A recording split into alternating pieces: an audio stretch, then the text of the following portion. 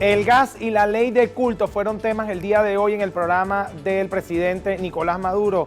Sobre estos temas y mucho más, hoy hablaremos en Francas Noches.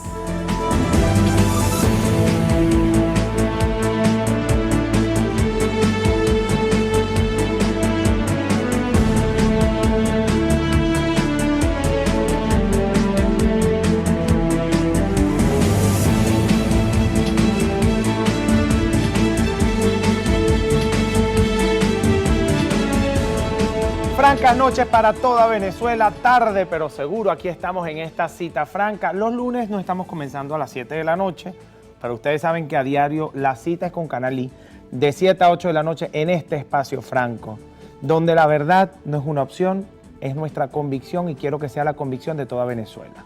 En la silla franca hay que decir la verdad, hay que hablar con franqueza porque las preguntas se hacen con franqueza y sin afanes personales. Importante esto, ¿ok? Mucho cuidado con esto.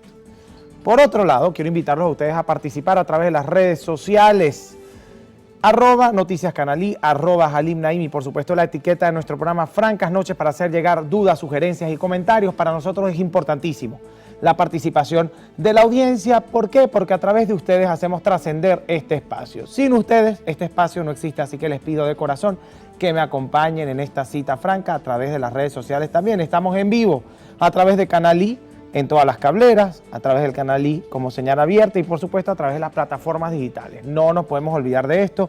Hacemos transmisión en vivo en Instagram. Todos los días en vivo estamos en Instagram mientras Canal I está transmitiendo Francas Noches. De esta manera iniciamos con el contenido informativo. Este lunes el presidente de Venezuela, Nicolás Maduro, reafirmó la entrega de licencias para la exportación de gas a las empresas europeas Eni y Repsol por parte de Petróleos de Venezuela. Correcto.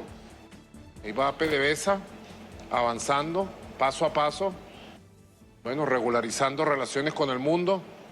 Venezuela, hoy por hoy, estamos haciendo una certificación de lo que pudiera llamarse la franja caribeña de gas. Todo el norte costero venezolano está lleno de gas. Somos un país bendecido, con grandes riquezas. Y ahí tenemos más de 50 bloques. Pudiéramos estar hablando de la cuarta reserva de gas del mundo. ¿Dónde? En la República Bolivariana de Venezuela. Así que bienvenidos los inversionistas que vengan del mundo. El gas que ustedes necesitan en Europa está en Venezuela. Aquí la tenemos, pues. Bienvenidos.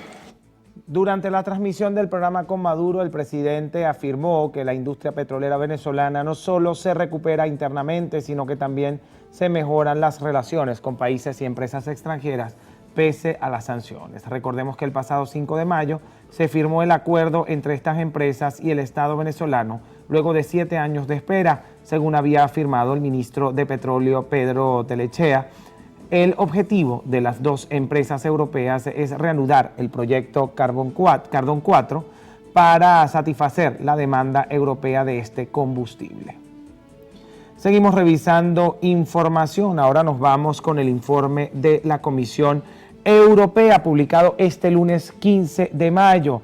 La República de China podría convertirse en la economía de más rápido crecimiento con un Producto Interno Bruto de 5.5% en este año 2023, según la Comisión Europea. El informe explica que si bien las políticas de cero COVID habían tenido un impacto negativo en la economía del país, este fue superado tras el levantamiento de la cuarentena, logrando estimular además el consumo, que generó un crecimiento del Producto Interno Bruto en 3% en 2022 y manteniendo optimista el panorama para el futuro del gigante asiático. Mientras tanto, se espera que la economía de Estados Unidos crezca en 1%, al igual que la Unión Europea. El estudio destaca que se mantendrá esta tendencia, proyectando un crecimiento del Producto Interno Bruto chino en 4.7% para el 2024.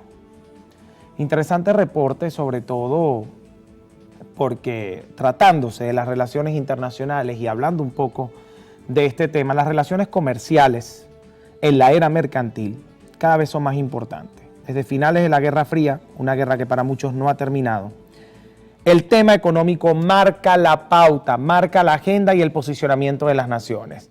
Dejó de importar el tema ideológico, dejó de importar el tema político. El posicionamiento elevado de un país va a depender única y exclusivamente del dinero, de cómo lo maneje, de cómo crece la economía, de cómo crece el Producto Interno Bruto, de cómo se relacionan comercialmente con el mundo y, por supuesto, esta es la joya de la corona.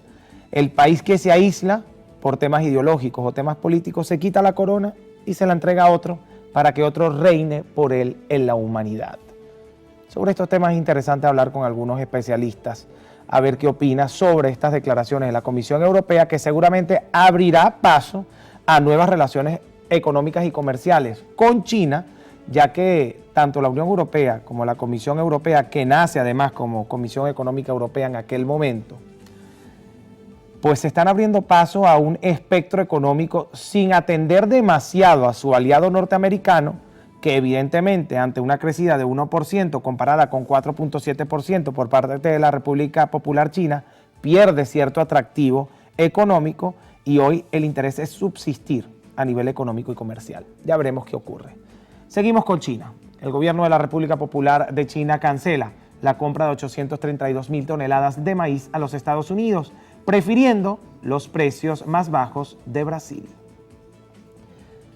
Según los analistas, esta decisión se traería de un fuerte golpe para la economía de Washington. Los estudios indican que Brasil vende las toneladas de este grano $30 más barato, por lo cual el gigante suramericano contaría con una mayor competitividad en el mercado. La razón de estas acciones obedecen a que actualmente existe una baja en los precios del trigo y en la demanda interna del maíz para alimentar animales en este país asiático.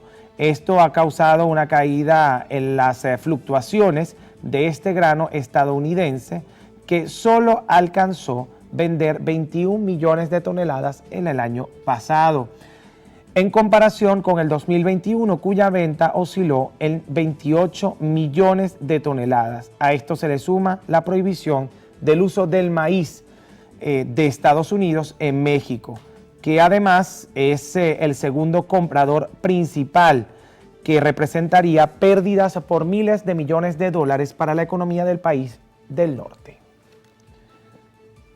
Seguimos con el tema económico, en esta oportunidad vinculado a la exportación de maíz por parte de los Estados Unidos, y definitivamente el comercio internacional funciona como funciona el comercio cotidiano. Si usted va al centro, si usted va a un centro comercial, evidentemente compara precios y lo que más le convenga es lo que usted va a adquirir. Sin embargo, ante los tratados internacionales y la firma de convenios comerciales, siempre habrá una repercusión en el tema de las relaciones diplomáticas, de las relaciones políticas vinculadas al tema económico. ¿Qué pasará con la relación comercial y la firma de los acuerdos con el tema del maíz?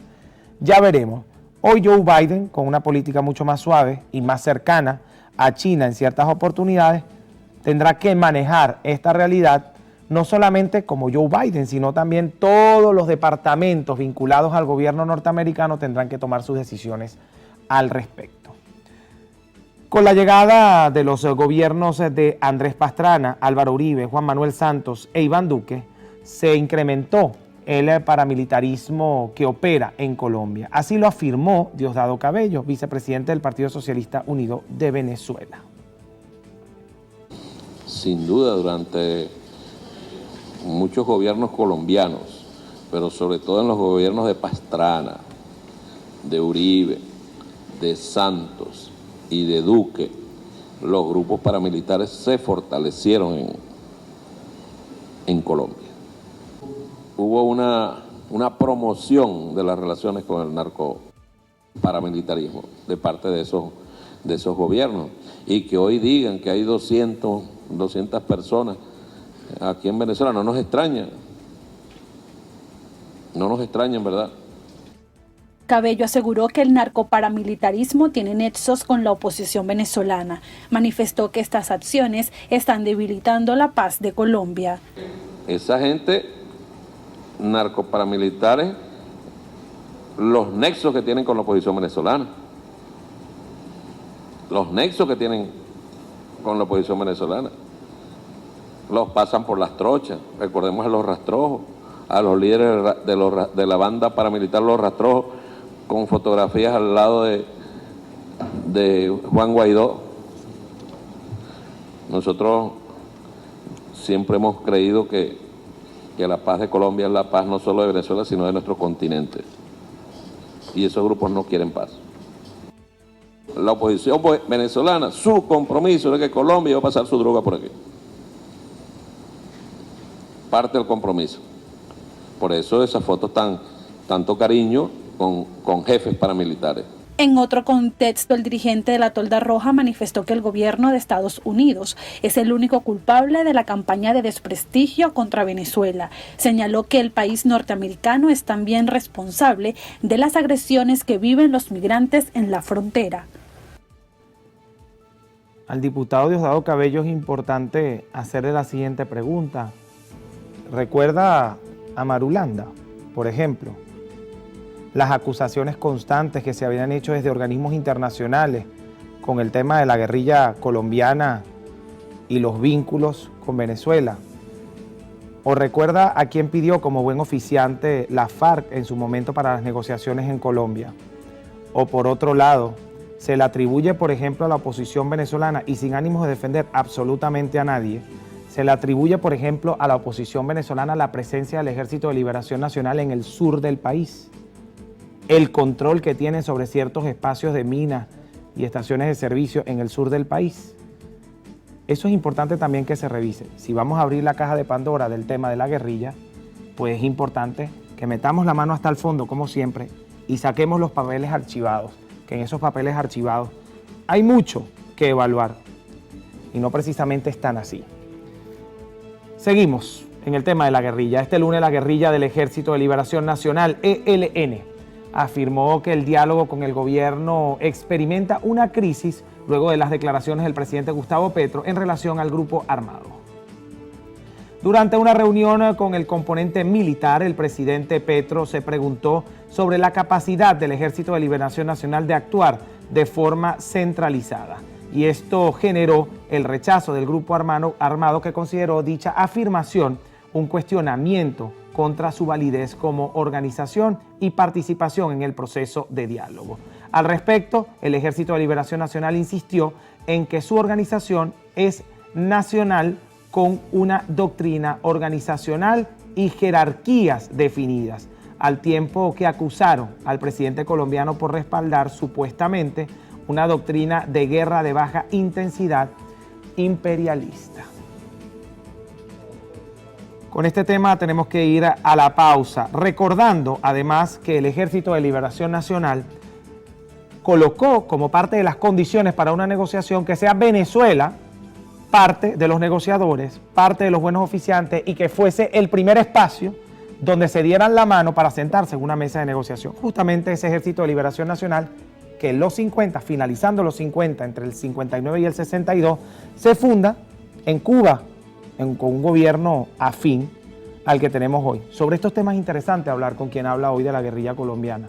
Así que sería bueno tener acá especialistas sobre el asunto. En la próxima parte tenemos con nosotros, en su espacio favorito de Francas Noches, La Silla Franca, está Gilberto Jiménez Prieto, miembro de, además, el partido MEP, miembro además de la comisión, de una de las comisiones de la Asamblea Nacional Venezolana, de la Comisión Permanente en la Asamblea Nacional Venezolana de Política Exterior. Comisión Permanente, si no me equivoco, se llama Política Exterior, Soberanía e Integración.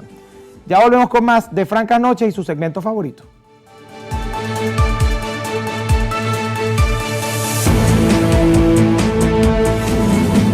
Gilberto Jiménez Prieto, miembro de la Comisión Permanente de Política Exterior, Soberanía e Integración de la Asamblea Nacional, diputado que además es del partido Movimiento Electoral del Pueblo, el MEP. Por allí dicen el primer movimiento, el primer partido socialista de Venezuela. Efectivamente. Nace en los 60, ¿verdad? El año 67. Bienvenido a nuestro programa. Bueno, Alin, bien contento de estar aquí en el Canal I, canal emergente, ¿no? Que comenzamos a escuchar con mucha fuerza ahora, y bueno, y tu audiencia, que a pesar de la hora que estamos comenzando hoy tarde, están ahí leales, para que tengamos una noche de ya discusión franca. ya ellos saben que los lunes comenzamos tarde porque Nicolás Maduro tiene su programa y él no le gusta que yo salga a las 7 los lunes. Pero bueno, hablamos con él para ponernos de acuerdo ahí. Bueno, usted que tiene que ver allí, hágalo. Hágalo, a ver qué tal. Vamos a ver. Aquí dice, mire, fíjate que lo dijeron en Twitter hace unos días. ¿Eso lo hizo por ti? No. No, créanme que ese programa estaba planificado hace muchos años. Bueno, yo estoy contento de que esté con nosotros en la Silla Franca, un espacio que se ha convertido en el espacio favorito de la gente acá en Francas Noches, porque se habla franco, se pregunta franco y es importante que ustedes, como miembros de la palestra pública noticiosa, pues nada, digan lo que tengan que decir con la mayor franqueza y ateniéndose a las preguntas que se hacen desde este lado. Es que yo creo, fíjate, yo creo que una manera de reivindicar la política es hacerlo como tú lo estás mencionando. Yo no concibo la política que no sea franca, es cualquier otra cosa menos política. Sí, pero no a todo el mundo le gusta. Bueno, y aquí se han ido unos cuantos bravos, no se crean. Bueno, pero las cosas hay que hablar, las realidades están ahí. Sí, pero si uno hace la pregunta, ¿cómo la gente va a escuchar la respuesta? Estamos listos, no hay ningún problema. Movimiento Electoral del Pueblo, primer partido socialista de Venezuela. ¿Hay socialismo en Venezuela? No. No hay. No, definitivamente no. Uno de un partido fundado por el maestro de maestros Luis Beltrán Prieto Figueroa, es un partido que nace de una división con Acción Democrática, ¿no? A raíz de una traición, además histórica, que todos conocemos, que hizo Rómulo Betancourt, Gonzalo Barrios y Raúl Leoni al maestro Luis Beltrán Prieto Figueroa. Había ganado unas elecciones primarias, unas elecciones internas en 19 estados del país. Era prácticamente el candidato presidencial para las elecciones del año 68 y hubo un desconocimiento del liderazgo del maestro Luis Beltrán Prieto Figueroa. Por lo tanto, bueno, es expulsado de Acción Democrática y es por esto que se crea este partido con este nombre, que es un nombre curioso para un partido. Sí, Movimiento Electoral del Pueblo. Es una fórmula política que nace para acompañar la candidatura presidencial, por eso es un Movimiento Electoral del Pueblo, para acompañar la fórmula electoral de Prieto Figueroa en las elecciones del año 68. ¿Por qué dice que no hay socialismo si este gobierno desde el principio ha dicho que en este proceso revolucionario se enrumban al socialismo, que están construyendo el socialismo, pero la gran pregunta es, después de 24 años siguen construyendo socialismo, hermano, ¿cuánto tarda el socialismo en construirse? Y bueno, en la historia universal, en la historia de este país, 24 años es absolutamente nada para los diferentes procesos que se han... Pero los otros se instalan muy rápido, los otros procesos. Bueno, cada país tiene su realidad, cada país tiene su visión de las cosas. Nosotros en Venezuela no estamos copiando un modelo de socialismo. Tú sabes muy bien que históricamente el referente del socialismo era en un momento la Unión Soviética, luego hacia nuestro continente el modelo cubano, el socialismo cubano. En Venezuela, desde que el comandante Chávez asumió el poder político, mencionó que estábamos en un proceso, por eso hablamos del proceso revolucionario, el proceso de construcción de un socialismo que en un momento era difícil definirlo, hablaban del socialismo del siglo XXI. Y no es otro sino la construcción de un modelo que vaya arraigado a la realidad venezolana, a las raíces históricas de nuestro país, sin copiar ningún otro tipo de modelo. Y creo que todavía, como lo decía, que es lo que te iba a mencionar, uno de los fundadores de nuestro partido, está Prieto Figueroa, pero también está Jesús Ángel Paz Galarraga, él lo decía que el socialismo no está a la vuelta de la esquina. Yo creo que es un proceso que aún continúa y aún distamos mucho. No es utópico. No, para nada, porque... Hay gente que considera que el socialismo es utópico, yo no considero que para nada es utópico. Y además las utopías se concretan en el tiempo, ¿no? Las cosas hay que soñarlas. Cuando tú sueñas algo, es una utopía. Ahora, hay que construirlo y consolidarlo en la realidad que vivimos. ¿Y qué es mejor, el socialismo europeo o el latinoamericano? El socialismo que estamos construyendo en Venezuela. ¿Le parece el mejor? Está en proceso de construcción. Es complicado. ¿Y cuánto más va a tardar? El tiempo que sea necesario. Oiga, fíjate. Los procesos históricos no son procesos que se dan de un día para otro. Y además en el marco de la realidad nacional e internacional que estamos viviendo es mucho más complejo, ¿no? Hay mucha gente que habla que el socialismo es algo malo, ¿no? Que es algo terrible, que genera daño a la gente, lo hemos visto, ¿no?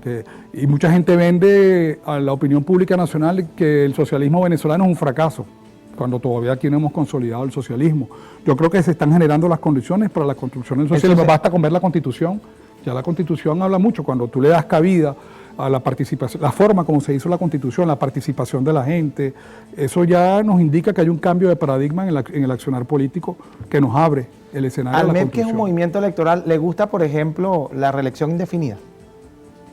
Es que depende de cómo tú lo estés visualizando. Tú lo estás hablando de la elección indefinida. Había una doctrina para apuntalar eso que tú mencionas, que es Porque la además continuidad. parece ser una tendencia del socialismo. Hay una política, mira, hay una doctrina que es la política del buen gobierno. ¿Quién tiene la última palabra? ¿Quién define si un gobierno puede ser reelecto o no? La gente que vota. Si hay un buen gobierno y Pero la la gente... perpetuidad es peligrosa, ¿no? Pero es que quien decide que sea perpetuo o que sea electo indefinidamente es la gente, ejerciendo su derecho al voto. Pero la alternancia es un valor democrático. Bueno, nosotros lo vivimos durante más de casi 50 años en la Cuarta República, que se alternaba en gobierno ADECO y después venía uno copellano y después venía Pero uno no era ADECO, un solo después venía- partido, ¿no? Claro, es que en Venezuela no hay un solo partido, Y eran solo 2 periodos de gobierno. efectivamente, pero en Venezuela no hay un Y ni solo siquiera partido. podían ser seguidos. Totalmente. Bueno, en Venezuela gobernaban los ADECOs un año y el año siguiente gobernaban los copellanos y el año siguiente gobernaban los ADECOs y después gobernaban los... ¿no? Y tenemos... Y se lanzaba el MEP, y se lanzaba el MAS, y se lanzaba el Igual que MIR. las elecciones que hemos tenido en los 29 procesos electorales que hemos tenido en los 24 años, Claro. se lanzan no solamente los partidos... Pero de no la el mismo revolución. candidato, digo, de Acción Democrática Claro, pero- ni de COPEI, era otro, ¿no? No podían ser presidentes 2 Quien veces. define los candidatos, Seguidas. quien define la alternancia o no de un presidente o de un gobierno es el pueblo, quien tiene el derecho a elegirlo o a reelegir es el pueblo. Ahora- No sé si me explico lo que te Sí, quiero sí, decir. claro. Y que tengamos la oportunidad, por eso se habla de la tesis del buen gobierno. Si hay un buen gobierno y el pueblo decide por que sea reelecto una vez o 2 veces o 3 veces, es decisión del pueblo. Ahora, hablemos de... Yo aproveché y pregunté lo del socialismo, fíjese usted, y ya que usamos el primer bloque para eso, me parece interesante, y usted vio la referencia cubana. Digo, bueno, para algunos en Europa era Rusia, en otros lados era Rusia, la referencia pasó a ser Cuba. Le pregunto, ¿en Cuba hay socialismo, hay comunismo? ¿Cuál es la diferencia? ¿Cómo los diferencian? Socialismo es un país, Cuba es un país comunista. Ellos se han definido por comunismo y de acuerdo a la dialéctica histórica nosotros sabemos... ¿Y cómo puede ser una referencia para nosotros?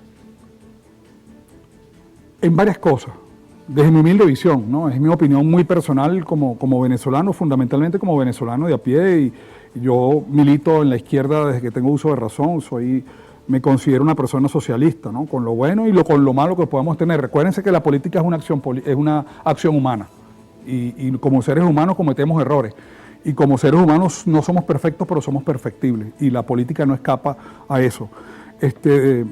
Yo creo que un pueblo que durante 60 años ha venido resistiendo los embates de una agresión, bueno, ahora la de Venezuela es sin precedentes, pero 60 años a escasos kilómetros de los Estados Unidos de Norteamérica, y que haya venido resistiendo un bloqueo tan brutal sin tener los recursos que puede tener Venezuela, eso es algo loable, y tenemos mucho que aprender de cómo hacer tanto con poco, ¿no? En Venezuela nos acostumbramos a hacer poco con mucho. Me explico, un país bendecido definitivamente por la cantidad de recursos que tenemos, y que bueno, lamentablemente con esa mentalidad de país rentista petrolero, pues nos acostumbramos al exceso, a tener de más. ¿Y eso está mal? Es el tema de cómo tú racionalizas el uso de los recursos. Yo creo que si Venezuela es un país Pero esa es bendito... otra tendencia, satanizar al que tenía. Fíjese usted que muchos se han quejado. Bueno, teníamos y ahora no tenemos, y es porque satanizaron al que tenía y generaron una brecha muy dura y había cierto rencor por la gente que estaba más abajo. Pero eso también es histórico, ¿no? Ahora, yo lo que digo es, ¿cómo se maneja esto? Porque aquel discurso en el que parecía más importante el pobre que el rico, para decirlo de alguna manera, o el del sector popular, parecía más importante ganar el sector popular que ganar la clase media, por ejemplo, o atender el sector popular era prioridad, y la clase media y la clase alta no son parte del país, por ejemplo. Bueno, totalmente. La cosa es que cuando tú ves que hay una deuda histórica, cuando tú ves que, por ejemplo, la riqueza del país la maneja menos del 5% de la población. Y que ha cambiado en 24 años. Desde luego que Hoy ni siquiera el 5%, digo yo, ¿no? Claro, es que nosotros no podemos comparar, no podemos fraccionar la historia política y hacer mención a los últimos 7, 8 años de agresión. Aquí se ha trastocado la realidad económica del país. Pero previo a eso, en el 2017. Entonces, me parece perfecto que hablemos, incluso no hablemos del 2015 para atrás.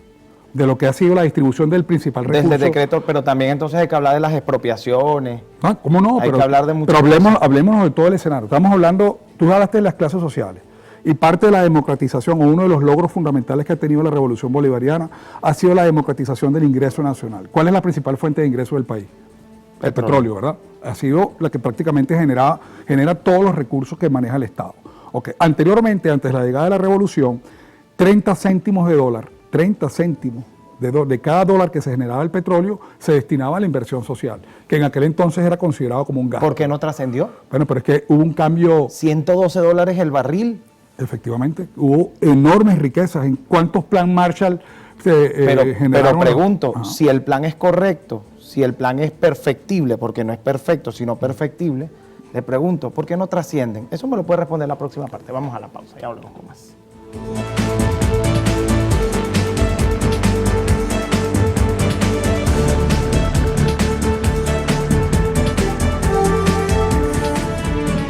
Complacidos de tener a Gilberto Jiménez Prieto, miembro de la Comisión de Política Exterior, Soberanía e Integración de la Asamblea Nacional, que por cierto hay que hablar un poco de esta comisión y las cosas que se están haciendo dentro de la comisión, pero dejamos algo en el aire. ¿Qué pasó con aquellas obras que, bueno, sociales sobre todo, que cuando Venezuela vivía una época en la que costaba $112 el barril de petróleo, había una producción en épocas del presidente Chávez, se crearon estas actividades sociales, estos planes sociales, pero que luego se puede decir que se refugiaron en el tema del bloqueo, en el tema de las sanciones, para decir es que todo ya se acaba cuando empiezan las sanciones. ¿Y dónde está la soberanía? Bueno, no es un tema la soberanía económica. Claro, no es un tema de refugio, una realidad concreta, el terrible impacto que han tenido yo no lo llamo sanciones, lo llamo las medidas del bloqueo, las medidas coercitivas unilaterales.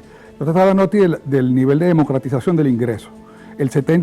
Cuando llega la revolución, de cada dólar que se generaba por el petróleo, el 70% duplicó lo que se hacía anteriormente, que tú decías, ¿por qué hablar del pasado? Porque hay que tener referentes.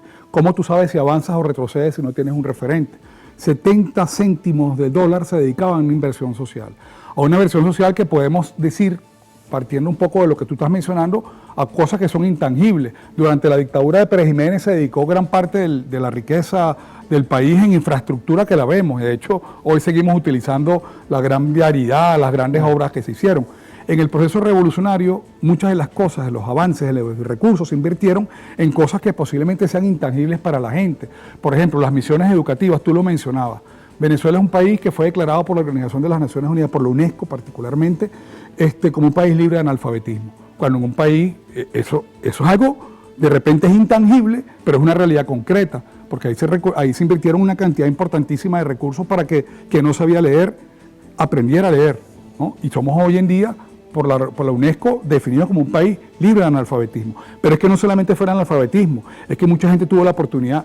Decenas de miles de venezolanos pudieron terminar su educación primaria, su educación secundaria, su educación universitaria. Estamos hablando de que la revolución ha construido 45 universidades, donde anteriormente había una gran población flotante que no tenía posibilidad de ingresar a la educación universitaria pública. Ahora hay más de 45 universidades. Esos son recursos también que se invierten. Ahora es intangible porque no lo ves como algo, como una obra concreta, pero son avances sociales que de alguna manera impactan el nivel de pobreza de la gente. ¿Qué pasó con ellos? ¿Dónde está la misión Robinson, por ejemplo? Bueno, sigue funcionando, las misiones educativas siguen funcionando. Las universidades, con todas las dificultades, porque una vez que tú creas una infraestructura en las aldeas universitarias que muchos de ustedes ven que están allá cuando se nos golpea la principal fuente de ingresos, estamos hablando que se disminuyó un 99% el ingreso nacional. Se dice fácil, pero si tú ganas 1.000 bolívares y de repente comienzas a ganar un bolívar al día siguiente,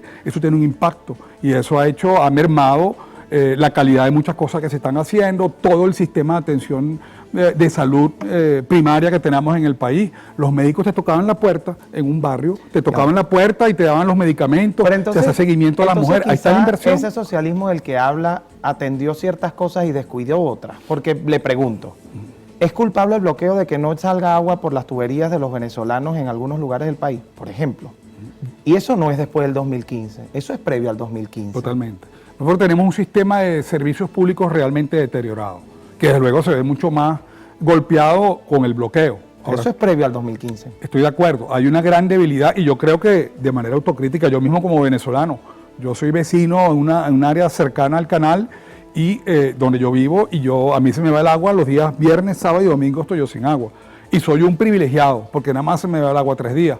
En algunos lugares el agua no se va, el agua llega. Y los tapones de agua no se inoculan por los decodificadores estamos totalmente claros. del cable. Había un crecimiento no planificado y no controlado de la población venezolana. Además, geográficamente Caracas es un valle y en muchas localidades hay un tema complejo ahí. No se hizo una inversión importante en el momento determinado para apuntalar el tema del servicio del agua. Estamos hablando del agua por hablarte de otro servicio, pero también hay que tener claro que esto se profundiza aún más, se hace mucho más complejo cuando tú ves que toda la tecnología de gran parte de los sistemas de los servicios públicos, toda la tecnología del sistema de agua del país, toda la tecnología del sistema eléctrico del país es en su mayoría alemán o norteamericano. No, pero lo que pasó también con el sistema eléctrico es que aumentó la cantidad de iguanas que se comían los cables, ¿no?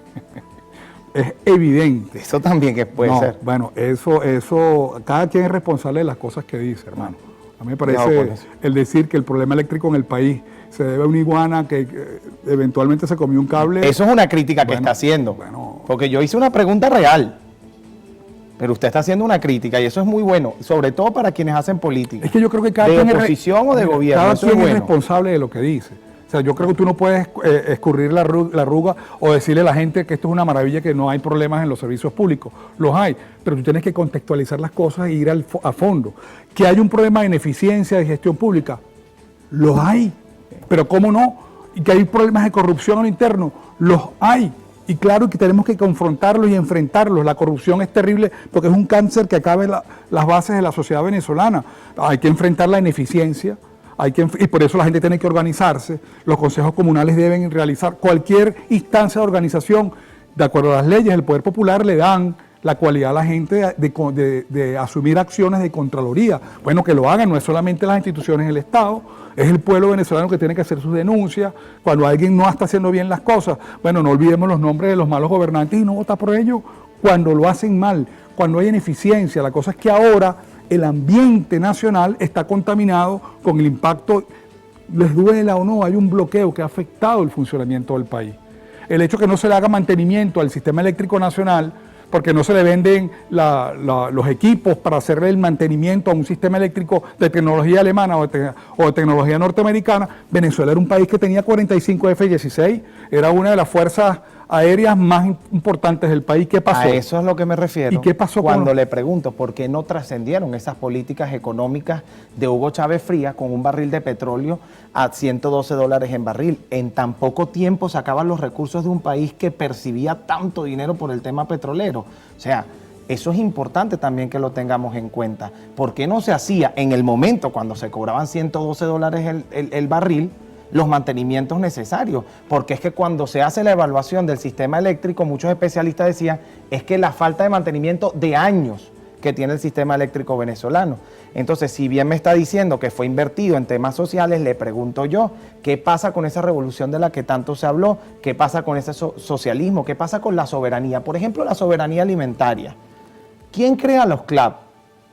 Los CLAP se crean antes del 2015, es decir, ya había un problema de alimentación en Venezuela y no había bloqueo. Los CLAP los crea el presidente Nicolás Maduro como respuesta al problema alimentario ocasionado por el bloqueo, no antes. Los CLAP no existían antes del 2015, los apuntala el presidente Nicolás Maduro. Eso era un sistema de financiamiento, de subsidio.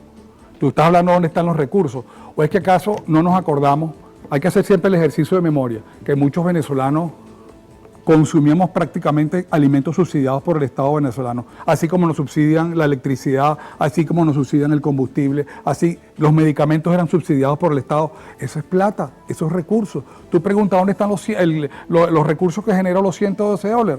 Bueno, un sistema de subsidio de gran parte de los servicios públicos. ¿Qué pasó con están ahí los recursos. Bueno, hermano, ya era insostenible el subsidio. Cuando tú tienes se recortan los ingresos nacionales, tú tienes que priorizar los recursos. Y las denuncias por alimentos, por ejemplo, vencidos y ese tipo de cosas. Sí, que de hecho hay varios venezolanos presos por eso. En un país donde nadie caía preso, donde nadie asumía responsabilidades por situaciones que ocurrían en el país, así como hay miembros de los cuerpos de seguridad del Estado presos por el uso indiscriminado de la violencia en las protestas de los años 2015, 16, 17 y 18, por primera vez en la historia, hay funcionarios presos, también los hay por el caso de los famosos contenedores que se pudrieron en un momento determinado. Acuérdense que Venezuela es un país, hay que reconocer también la coyuntura, un país importador, y Venezuela carece de un sistema de frío. Eso ha sido algún gran problema del país. Y esa es una gran pregunta también.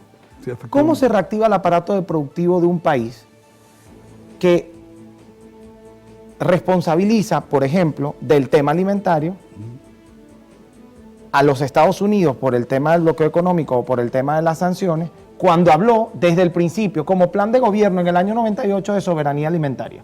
Eso me lo va a responder en la próxima parte. Volvemos con más.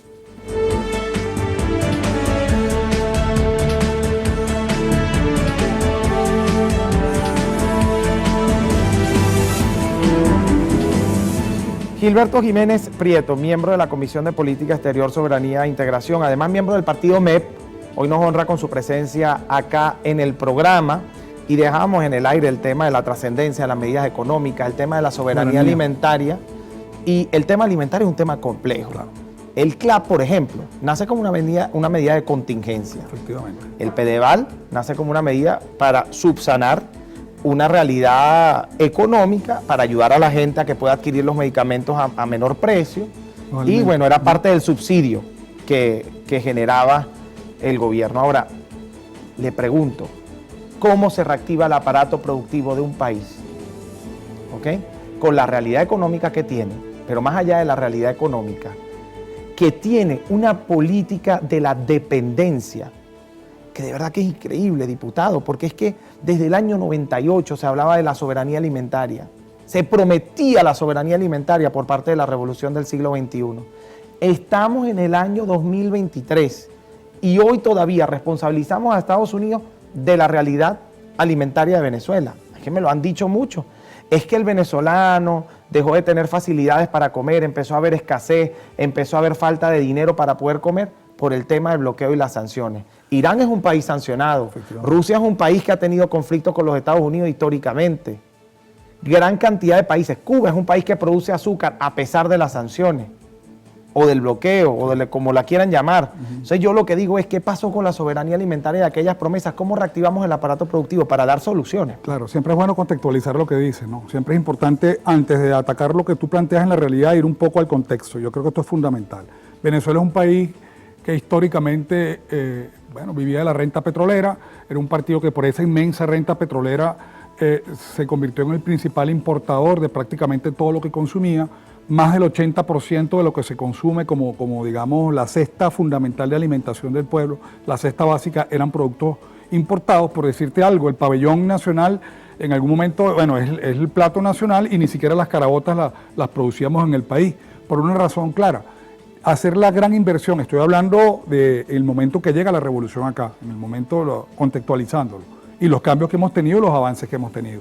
Entonces era mucho Pero no más, dejamos de ser monoproductores ni dependientes de la renta, ¿o totalmente. sí? Y ahí radica una de las principales fallas, y es una de las principales cosas que debemos criticar del proceso revolucionario. No logramos superar la dependencia de la renta petrolera. Yo creo que este bloqueo nos va a llevar definitivamente a convertir esta crisis en una oportunidad para superar el modelo rentista petrolero. Era mucho más barato importar los productos de afuera que producirlos en el país. Es una realidad concreta.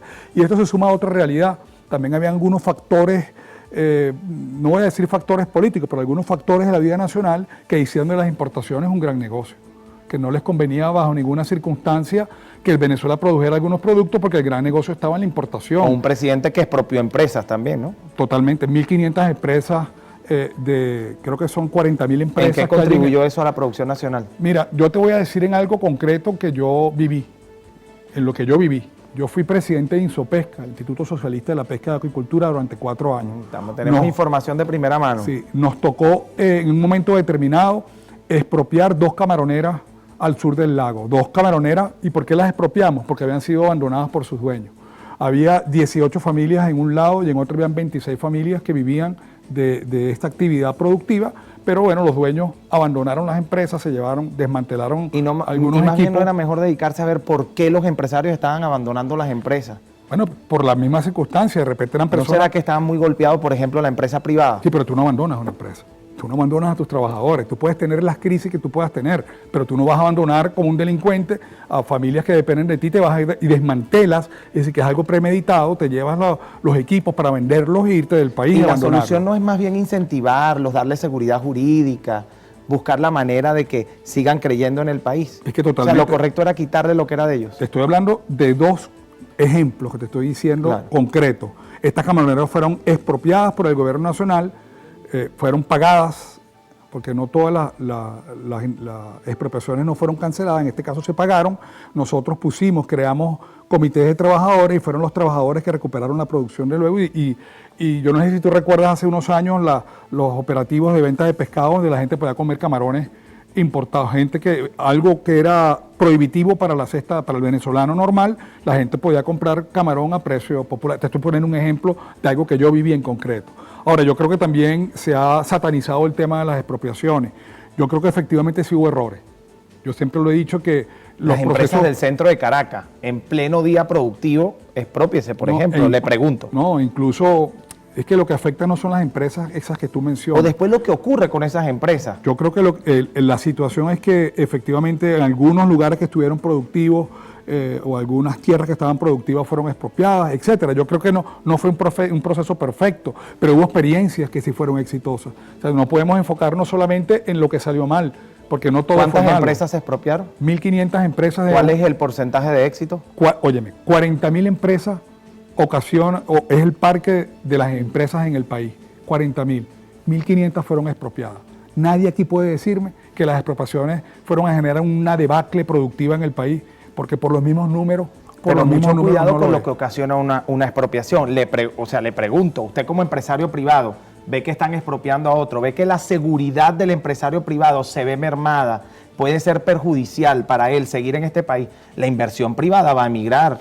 Tú sabes muy bien. Por ejemplo, eso es una fórmula que no falla.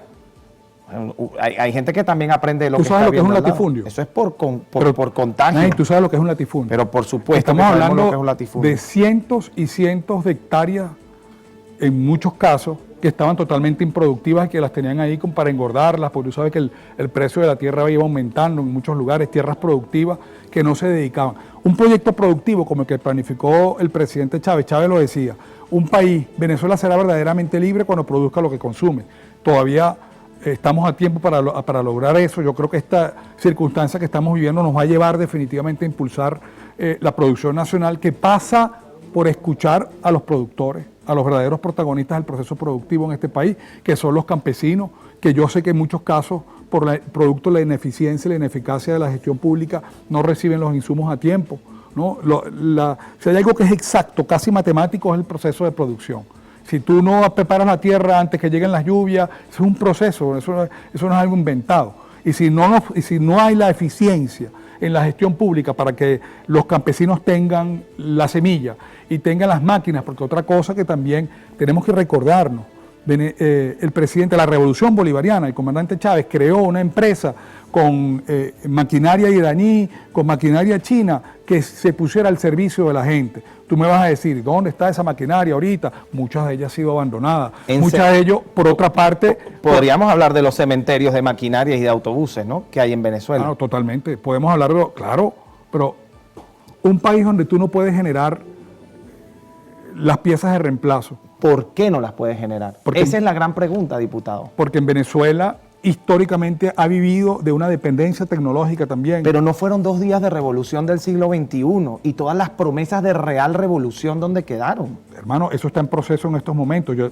te quiero poner un pequeño... A mí me encanta hablar de la historia. Claro. Yo soy profesor de historia, pero usted como diputado tiene la responsabilidad de hablar de hoy, pero del gobierno que usad mismo defiende. Habla de las experiencias negativas, que efectivamente pueden haber muchas. El Metro de Caracas, tecnología francesa, que fue fundado en el año 83 por el gobierno de Luis Herrera Campi. Actualmente prácticamente todos los vagones y todas las reparaciones y todas las piezas se están elaborando en el país con mano de obra venezolana, producto del bloqueo. Es una experiencia positiva que demuestra que los venezolanos, cuando nos empeñamos y hay la voluntad para hacer las cosas, podemos hacerlo. E igualmente se puede hacer con muchos otros factores. Se están elaborando Esto que se hayan retirado las grandes firmas, las grandes marcas internacionales del país, le ha abierto la posibilidad a muchas empresas nacionales de plástico, de goma. Tú lo ves ahora como muchas empresas de tornillos se están elaborando materiales para la refacción de todo este parque automotor, del parque de los trenes, etcétera, etcétera, que lamentablemente, hay que decirlo así, es una deuda que tiene la revolución con el tema de las vías ferroviarias.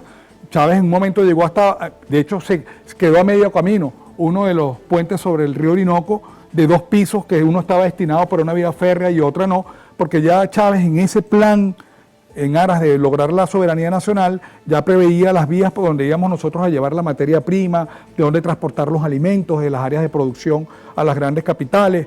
Definitivamente hay que entenderlo así, el ferrocarril es una vía, una forma de transporte económica que va a impactar en la estructura de costos de los productos, pero también hay gente que hace negocio, y eso hay que decirlo así, hay negocio y seguramente algunos vinculados, algunos factores de poder en el país que tienen grandes negocios con el transporte, que no les interesa que el ferrocarril funcione, ¿okay? Porque ahí los alimentos pueden ser llevados a las grandes ciudades a un costo mucho más económico. Entonces hay que luchar contra todos esos vicios que se generan a través de lo que llaman la producción de puertos. Hay negocios ahí en los puertos, en las aduanas, hay gente que compra a un dólar, anteriormente el gobierno, tú que hablas de bueno, ¿y dónde están los millones que se generaron a un barril de petróleo a 112? Bueno, es que acaso, ¿qué venezolano no viajó con 2.500 dólares en el bolsillo, 3.000 dólares que daba el gobierno a un dólar financiado en un momento, los dólares Cadivi?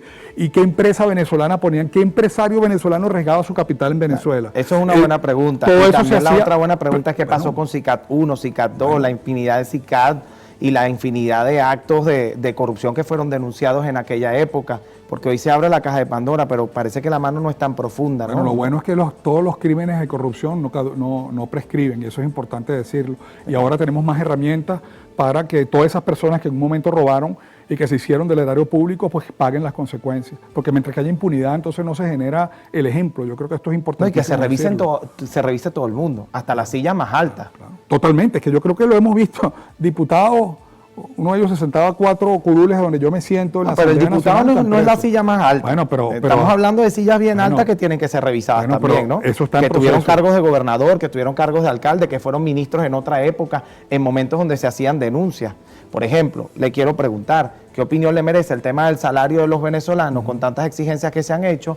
Un día después de decirle, no le podemos pagar 150 dólares, es imposible aumentarles el salario a los niveles que están pidiendo, y al otro día le explota una ola de corrupción en la cara. Bueno, ¿qué opinión le merece eso? No, efectivamente yo creo, mira, aquí no se puede inventar nada. La Constitución, el artículo 91 de la Constitución establece que los venezolanos debemos ganar un salario suficiente, digno, que cubra la cesta básica. Entonces se está violando el artículo 91 de la Constitución. Se está violando se está haciendo un crimen de lesa humanidad contra el pueblo venezolano cuando tú pulverizas el ingreso del pueblo venezolano, cuando tú cierras todas las vías de financiamiento de un Estado, cuando sabemos que la principal fuente de ingreso del país es la industria petrolera, pero sancionas a cualquier empresa internacional o a cualquier país que compra petróleo. Y cuando le niegas un aumento de salario, pero explota una ola de corrupción, claro, ¿no se pulveriza también, por ejemplo, el salario de los venezolanos? La causa de la crisis que estamos viviendo, la pérdida del poder adquisitivo, sería un absurdo culpar al tema de la corrupción de eso. O sea, estamos hablando podemos incluso cuantificarlo. Pónganse que sea cierto que sean 20.000 millones de dólares. Pero es que el salario mínimo en la época de Chávez también estaba bajo los estándares.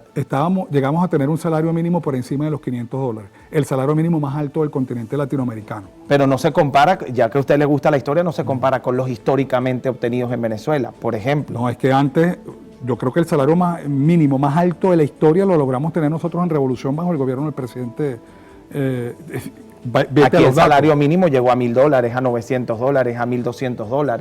Claro, pero en otras épocas. Pero espérate un segundo.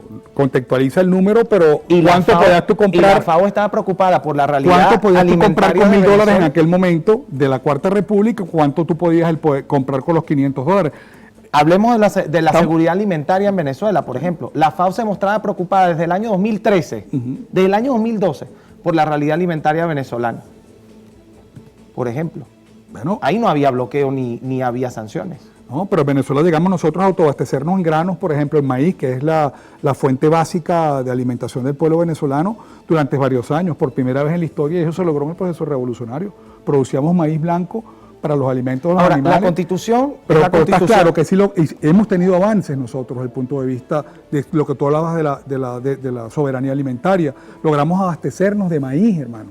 Y la cesta es el producto fundamental, la harina de maíz precocida es parte fundamental de la dieta del venezolano. Y por primera vez logramos hacerlo durante más de 3 años en el proceso revolucionario. Y bastante que escaseó, ¿no? La harina. Bueno, en un momento, claro, bueno, eso habrá que preguntárselo a los dueños de la empresa Polar, que son los principales productores de... O a la seguridad jurídica que planteaba el gobierno para los empresarios privados también. Yo no creo que... Porque todos estaban asustados con las expropiaciones, claro, con los planes económicos. Estaban oye, es que eso también, tú lo pones de una visión que es el tema económico, de que preocupados que los iban a expropiar. El productor, el empresario que estaba haciendo su trabajo de producir, no tenía nada que temer. Se crea Pedeval, se crea toda esta estructura, como tú decías, que fue coyuntural, cuando muchos empresarios preferían botar la leche en los ríos antes de llevar la producción al pueblo para generar una crisis social en Venezuela, porque se metieron a políticos, porque fueron parte de una conspiración para derrocar un gobierno. Eso es parte de la historia. Botaron cientos de miles de litros de leche en los ríos, por ejemplo. ¿Cómo se responsabiliza a otro país de la violación del artículo 91 de la Constitución venezolana? Se responsabiliza de manera directa cuando atacas a la moneda, cuando atacas, y eso está claro, el ataque que hemos tenido nosotros de la moneda en Venezuela, cómo se ha cerrado las fuentes de financiamiento y de generar recursos de un Estado que además es el principal empleador del país. Pero el mismo gobierno ha hablado del desfalco de PDVSA por ola de corrupción. Entonces, yo pregunto, ¿qué pasaba? Ese dinero existía en Venezuela. Claro, estamos hablando, bueno, no hay cifras claras. Yo creo que todo eso hay un proceso de investigación. No se ha definido todavía los montos totales de cuánto dinero se ha robado. ¿A usted le alcanza el salario como diputado? No, a nadie en Venezuela que vive un salario. ¿Cuánto gana un diputado? Eso fluctúa el cambio de la moneda, pero puede estar entre 500 y 600 dólares, muy por debajo de lo que ganaban los diputados de la antigua Asamblea Nacional. Aquí han venido 4 diputados, sin mentira, y cada uno ha dicho un monto distinto. No, bueno, yo no sé cuál, el salario... ¿No todos ganan lo mismo? Depende de la silla donde te sientes. No, todo el mundo gana lo mismo. Estamos hablando entre 500 pero y 600 entonces pónganse de dólares. acuerdo, porque en los programas de televisión cada uno está diciendo un monto distinto. No, yo te puedo dar fe. Ahora, el MEP es un partido bien antiguo, de los años 60. 55 años. ¿Cuántos pensionados tiene el MEP de la Asamblea Nacional? Pero es que los pensionados no son habrán militantes del partido, no lo puedes enfocar de ese punto de vista. ¿Pero cuánto ganan ellos, por ejemplo? Un pensionado debe estar ganando ahorita un monto irrisorio, 5 o 6 dólares, que es lo que gana. ¿Y le parece justo que el 1 de mayo no se haya tomado en cuenta los jubilados y pensionados para los anuncios que se dieron? Yo creo que hay que tener claro que en el marco de la agresión que estamos viviendo, el hecho de que se haya aumentado el ingreso del pueblo venezolano, yo como revolucionario, yo como socialista que soy, como defensor de la clase obrera, estoy convencido que hay que defender el salario del pueblo venezolano, que no podemos bonificar los salarios. Yo creo que hay que fortalecer el ingreso del pueblo venezolano del salario de manera que pueda impactar en las prestaciones sociales, que a fin de cuentas la revolución reivindicó, rescató las prestaciones sociales y además es un patrimonio de la familia venezolana. Lo que hay que ver es si en este momento están dadas digamos, materialmente es posible hacer ese aumento salarial. Son 70 dólares que está, y cada dólar, finalizo esto, analiza el contexto económico. Anteriormente Venezuela tenía un ingreso por petróleo mensual, óyeme esto, de 4.000 millones de dólares, mensual. Actualmente estamos obteniendo ese monto anualmente, producto del bloqueo. Y con eso hay que pagar salarios y hay que... No hay errores económicos, todo es culpa del bloqueo, diputado. No, yo creo que hay graves problemas de eficiencia y de gestión pública en alcaldes, en gobernadores, que sea la gente... Y al gobierno central no se toca. No es que no se toque... Pero es que las decisiones económicas vienen de arriba. Bueno, el rector de la economía nacional es el presidente de la República, que ha hecho milagros para que por lo menos se haya aumentado el ingreso del pueblo venezolano 70 dólares en un país bloqueado que no tiene fuentes de financiamiento, que le persiguen los recursos en las cuentas internacionales, que le quitan su principal activo, que en este caso internacional es Citgo. Estamos hablando de una inversión de más de 3.500 millones de dólares a nivel internacional. Ese es el contexto. Esa es la realidad de un país que vive de la renta petrolera. Se nos acabó el tiempo. Y ese es un error económico, vivir de la renta, ¿no? Ahí asume uno. Yo creo que para ser realmente soberanos y libres no debemos depender tenemos que diversificar el ingreso nacional. Agradecido con No, el hermano. diputado Gilberto Jiménez Prieto, miembro de la Comisión Permanente de Política Exterior. Nos quedaron temas pendientes, pero este programa es así. Invítame otra vez. Pasa muy rápido, así que conversamos. bienvenido siempre, siempre a este programa. La Silla Franca lo estará esperando para otras oportunidades. Tenemos agenda para mañana. En nuestra agenda franca, la Asamblea Nacional en sesión ordinaria establecerá o en segunda discusión la Ley de Protección de los Activos e Intereses de la República y sus entidades en el extranjero. Por otro lado, mañana tendremos un programa bien interesante en Francas Noches, un invitado que se medirá en las elecciones primarias. No se lo pierdan. Ya volvemos con más. No, mentira, nos despedimos. Yo me quiero quedar en Francas Noches, ya nos vamos, señores, como les digo cada vez que nos despedimos, Francas Noches para todos.